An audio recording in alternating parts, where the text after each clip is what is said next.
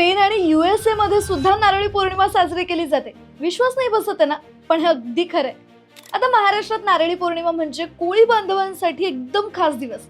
या दिवशी ते समुद्राला नारळ अर्पण करतात. आपल्या होड्या सुंदर रंगांनी आणि फुलांनी सजवतात. समुद्राचा देव वरुण देवाकडे शांत समुद्र, भरपूर साऱ्या मासळी आणि सुरक्षित प्रवासासाठी प्रार्थना करतात. त्यानंतर नव्या मासेमारीच्या हंगामाला सुरुवात होते. पण तुम्हाला आश्चर्य वाटेल, अशाच प्रकारच्या परंपरा स्पेन आणि अमेरिकेतही पाहायला मिळतात. स्पेनमध्ये दरवर्षी 16 जुलैला विर्हेन डेल कार्मेन नावाचा उत्सव साजरा होतो. इथले मच्छीमार मदर मेरीला आपला रक्षक मानतात. तिची फुलांनी सजवलेली मूर्ती समुद्र किनाऱ्यावर आणली जाते. त्यानंतर बोटीतून तिची भव्य मिरवणूक निघते. समुद्रात जाणाऱ्या प्रत्येक व्यक्तीने सुखरूप घरी परतावं अशी प्रार्थना केली जाते.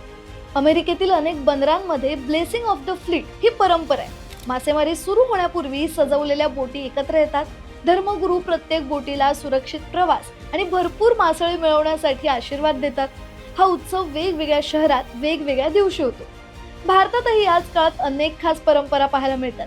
श्रावण पौर्णिमेला तमिळनाडू, केरळ आणि कर्नाटक मधील अनेक ब्राह्मण समुदाय अवनी अविट्टम साजरं करतात. या दिवशी ते जुनं जानवं बदलून नवं जानवं धारण करतात. आणि केरळमध्ये काही मच्छीमार समुदाय कडलम्मा पोंकाला मध्ये समुद्राला आई मानून तांदूळ, गूळ आणि नारळाचं नैवेद्य अर्पण करतात. मात्र हा विधी नारळी पौर्णिमेच्या दिवशीच होतो असं काही नाही. थोडक्यात काय, नावं वेगळी, देश वेगळे आणि पद्धतीही वेगळ्या, पण भावना एकच. समुद्राचे आभार मानायचे आणि मच्छीमार सुखरूप घरी परतावे म्हणून प्रार्थना करायची. आहे की नाही भन्नाट?